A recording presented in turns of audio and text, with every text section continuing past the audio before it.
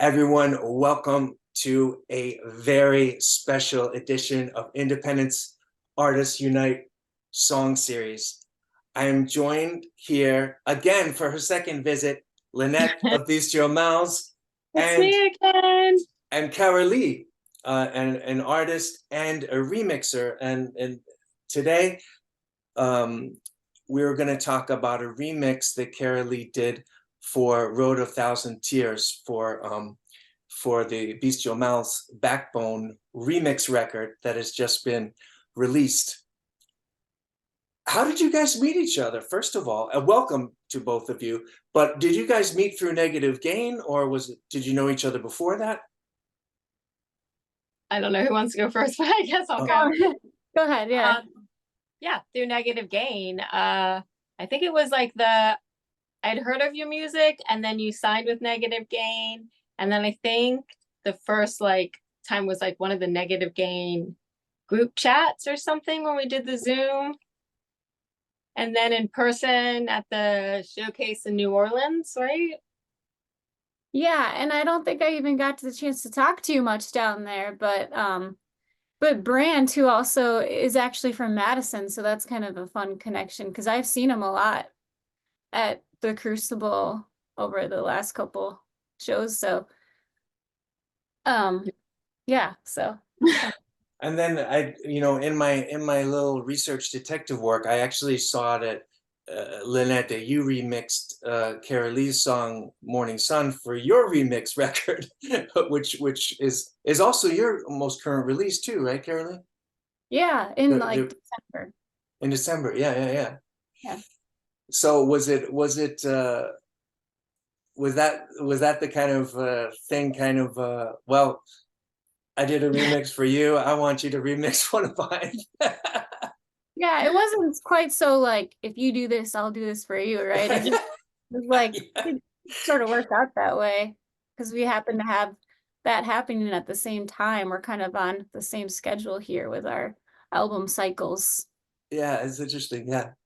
Yeah, I don't remember if we started our remixes first or not, but I know Brant and I were talking about artists we admired and we thought would do a really cool job. And then we thought of CARRELLEE.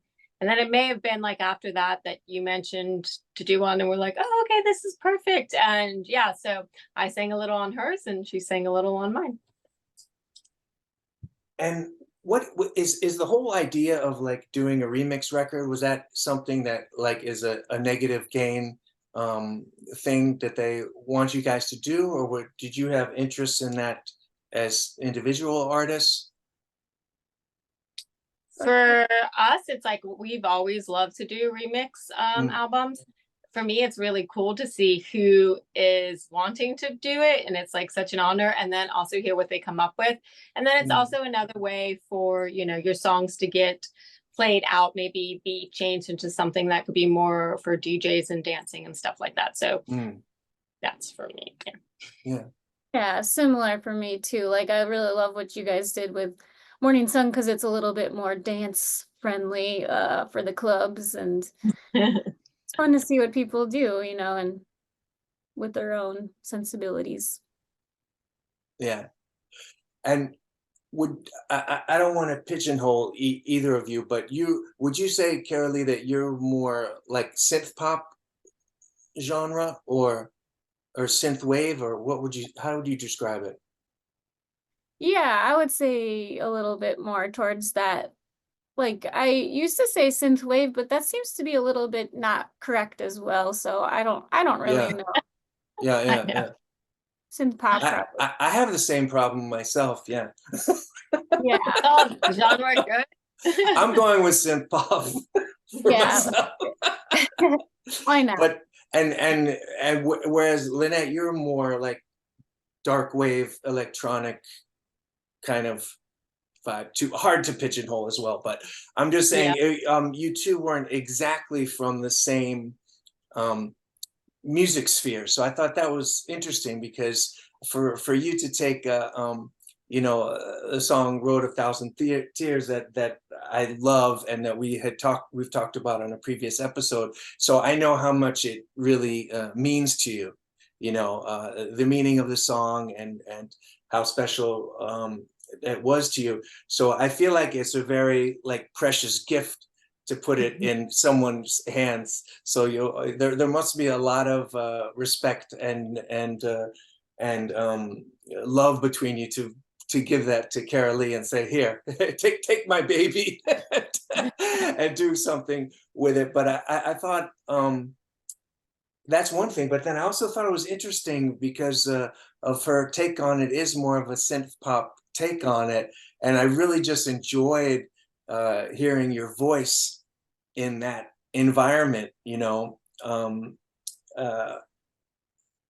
what I mean? That was very cool. Yeah, that's what's also fun about remixes to hear, because when you give it to another artist, you may know their style a little bit. So it's really great to hear your stuff taken into their style a lot of times.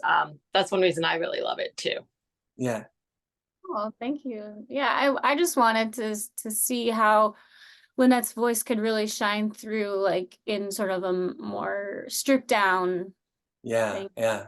Highlight the emotion in her voice, you know? Yeah, exactly. Well, you did that beautifully. Yeah, it was really, I mean, I'm a huge fan of Lynette, so I was like, it was so nice for me to hear her voice out in front of things and hear every little nuance that you do vocally, Lynette, because a lot of it can get lost in various cacophonies that Bestial Mouse has going on. So it was cool. But let me ask you something about the remix, CARRELLEE. Were you was it samples of this little like is that your voice, or those samples you found? I was curious. Oh no, that was my voice. Okay, yeah, that's so cool. I love that. Yeah. I don't know why that came. I just kind of let it roll, and it just sort of is what came out, I think, and I sort of chopped it a bit to I love that. So is it a chopped vocal performance, or did, I mean, look at me, I'm like as if there's such a thing as cutting tape anymore, but are you chopping, are you editing up a vocal take, or was it a sample onto a keyboard and then you played it? It was just chopping up of straight up vocal that I just Performance. made Oh yeah. yeah, performance Wow. of. Yeah. Yeah, it's so cool. That it and you mentioned, just like in your Spotify bio, that you're influenced by Kate Bush and Cocteau Twins, and I think probably Kate Bush was actually cutting up tape, but it did remind me of some stuff that she'd done. Oh, cool. Yeah. How she really just uses her voice as an instrument, really, you know. Yeah, that's what my go-to is, because I still feel kind of new to the synth just world in general, like coming from more of a folk background. So I still kind of rely on those things first and foremost. And then, I got some help from the producer that I worked with just to like make sure the mix was like good how I want. Yeah, and I used a lot of the synths from Logic and stuff that I had a previous demo actually that I had that chord progression on. So I don't know why, I just felt like it really would fit. Oh, interesting. Yeah. And I kind of like repurposed it, and it was like cool to see how it matched up. Oh wow. That is cool. Yeah. I remember the first time I heard it and that vocal started a verse, I was like, yeah. So good. Because I knew that was you. I was like, I know this is her. Because a lot of our stuff and our samples, a lot of people don't realize are actually my vocals as well. We record them and we manipulate them and we do stuff. So a lot of things you hear in our songs are the same thing. Yeah. Oh, cool. Oh, interesting. Yeah, yeah. A lot of field recordings of just like random stuff, like me even sleeping at hotels and there's a random fan or something, we'll record it and we use that. So nice. That's a lot of the stuff we do too. Yeah. Oh, that's cool. Yeah. Well, that's one way of knowing that you're going to have some original sounds there. Yeah. Oh no, yeah. So and so was just through here recording that fan. I know. If someone recognized, that'd be crazy. I've slept in that room before too. does happen sometimes. Like now on the one, I took a picture in the hotel and then everyone, you know, wrote me, "Are you staying blah, blah, blah?" I'm like, "Yes, you too." So Did you record the fan? I know. No, but we got the soda machine on floor 3. I know, exactly. I got the ice maker. I'm not kidding. And CARRELLEE, have you done a lot of remixes before, or is this kind of a new area for you? Never, yeah. Oh, Like never. this Okay. is my first one, so I was nervous. And I Okay. don't even know if it's like, I feel like, oh my gosh, is it's not even a real remix or something. Like I mean, cause like, or maybe you guys can tell me, is there some definition of remix? Cause I just feel like it's whatever comes. But I I just, think it's whatever comes to. I don't know if there's a specific definition at all. It's yeah, some people completely will change. Like we've done remixes or covers that are completely different, some that are very similar. So I don't know if there is, but I'm Mm. excited that you are your first, and it's so good.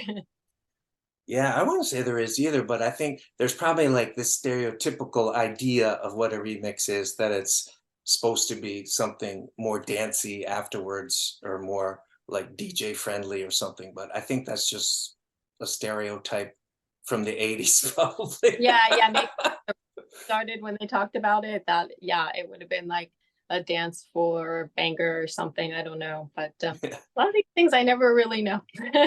yeah, there's no rule. Right? Yeah. So was it your experience doing your remix album, or kind of being involved in that process that that that kind of ignited the thought of, hey, maybe I could do a remix? Or was it, or did you just ask her without? I think we just asked her without even really knowing, just selecting artists that we admired and thought were great. And Oh, cool. love to work also within, you know, there's so many talented artists within the Negative Gain family. And then you met them now personally. So you grow attached and you get to know a little bit more. So I believe we just hit her up, not knowing not, you know, and just kind of put the pressure on her. Sorry. Yeah, try it out. Yeah. That's so cool.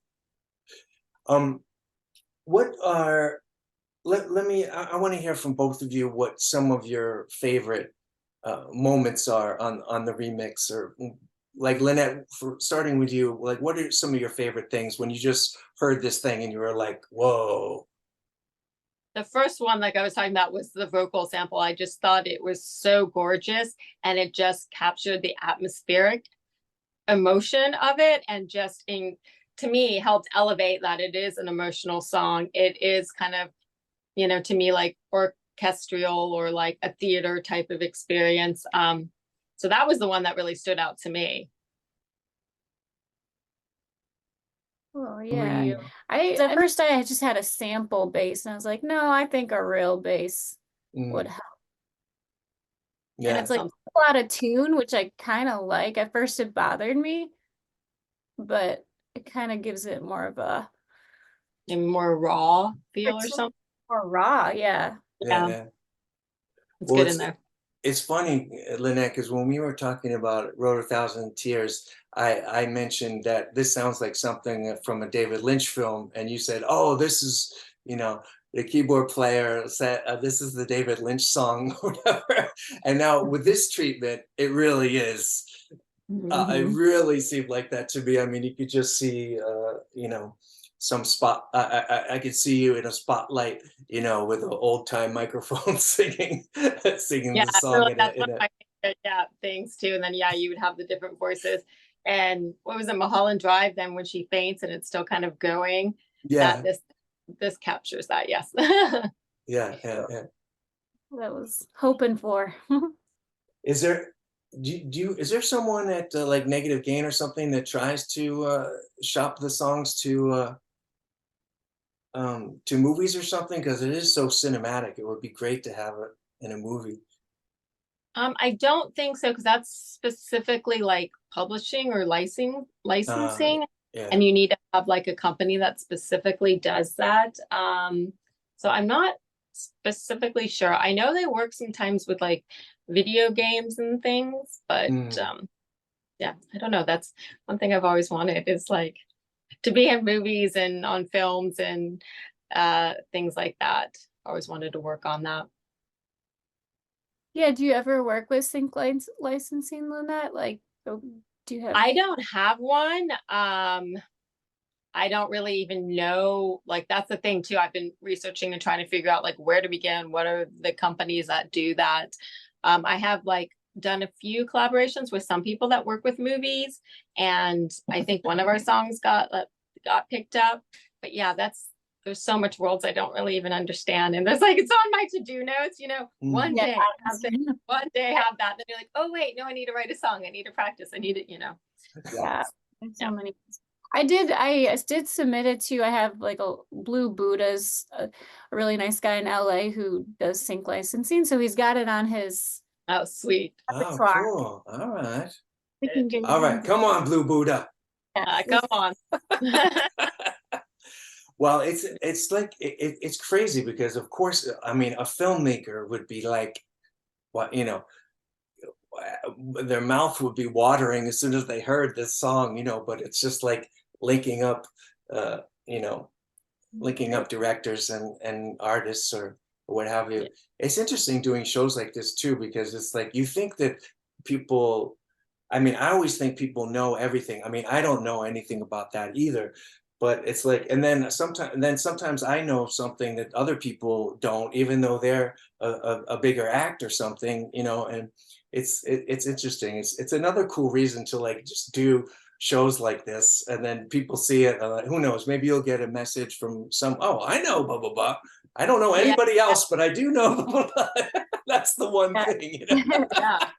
That's what a nice way of like, yeah, you figure out things like talking to people. There's like so much even then that I don't even know. And they'll use like lingo and I'm like, what is that? And I know Cleopatra had like a licensing company that they worked with. And we've been on a few of their stuff because they even have their own film company. But yeah, they didn't give me much info on it either. Is there any chance that we might see you guys perform this live together? That would be incredible, actually. Yeah, I would love to do that one day. Hopefully one day we'll even just get to, because we've never performed together. Like even at the NGP showcase, we played on different days. So show together would be amazing. And maybe we could somehow figure it out, especially since you're in Madison, like maybe, I go there, we practice it. I don't know. That would be cool. Yeah, come stay over. Yeah, that's fun. I can see Brant. Yeah. Do you have plans to come through this area? Not in 2024 that I know of. We pretty much have like the whole schedule kind of filled out, unless like something of like some kind of crazy one-off or whatever. Not right now. I don't think. Yeah. Well, there's always next year. There's time. Yeah. Yeah, it'd be cool just to even if you didn't have a gig to just get together and film a performance of it. Yeah. That's also a good idea. I didn't even think about that. See, there you go. Yeah, I would do that. See? Yeah, that actually would be really fun too. The Twin Peaks style thing. Yeah, totally. Yeah. Oh, yeah. Find some old theater somewhere. Yeah. The dirtier and broken down, the better. It'd be so good. Well, you could scout things out on the road, Lynette. You always seems to find interesting architecture. sampling sounds in a field somewhere. I'm like, pull over. We're trying to remember this spot. Like my phone has little notes of like places I've driven past, places I want to go, things like that. Like just, yeah. So I'm always like trying to look like, okay, if I'm over here, like, yeah, I try to do that. And then you're like late to the gig or something. Like, where is she? She's doing field recordings in that burnt out building. Yeah. And also now it's like I'm always collecting stuff for my jewelry. Even we were just walking now in Den Haag. My bandmate's like, what are you doing? I'm like, hold on, I gotta go get that. He's like, of course. Running back somewhere, a weird thing off the ground. This will be perfect. Stuffed in my bag somewhere. And what's next for each of you? You're going back on the road again, Lynette. You said for all of Yeah, we 2024, have, pretty much. yeah, the end of March, the beginning of April, we have a West Coast tour. It's called the Holy Trinity, which I'm really excited about. Oh It's with yeah, yeah. Talk about that because that's cool. Yeah. Yeah, so we have been talking for years about trying to, you know, all tour together or play together, and just, you know, amazing, strong women just kind of doing a thing. And it's no one's the headliner. We're going to switch it up each show. So Oh, I think awesome. that'll be fun. And then for us after that, what is it, January, March, April? May and June, we have an EU tour that we're doing. So I'll be back up there and hitting like Madrid, of course, Berlin again. And then there's also going back there, there's a festival in Germany in September, and then we might be going to the UK in October if it works. And then there's we're gonna do a festival in Atlanta in October, and then do some more of the like southern dates, like Florida and things like that again, which I always love to do. So I think. And are you gonna are you working on new material when you're on the road like that? You just focus on being on the road. We usually just focus on being on the road. As much as I've always wanted to try to do that, it's usually really hard. Sometimes I'll bring like my recording stuff, because I've done it before where I've had collaborations do and things like that, which I have recorded in strange hotel rooms and strange places too, like in closets, being like, sounds good in here. Sorry, your parents are cool with that. But yeah, we'll have to start getting to new material too. I don't know how we're gonna fit it in yet. Maybe July and August, but I'm going to be on the road doing markets for my jewelry line too. So we'll figure it out somewhere, I guess. And what about you, CARRELLEE? Are you working on a new album, or are you doing some shows as well? Yeah, I think because I did like 100 shows last year, so I was like, oh, and I'm kind of like need for myself to have some new material to keep it interesting. So I think I'm gonna try to.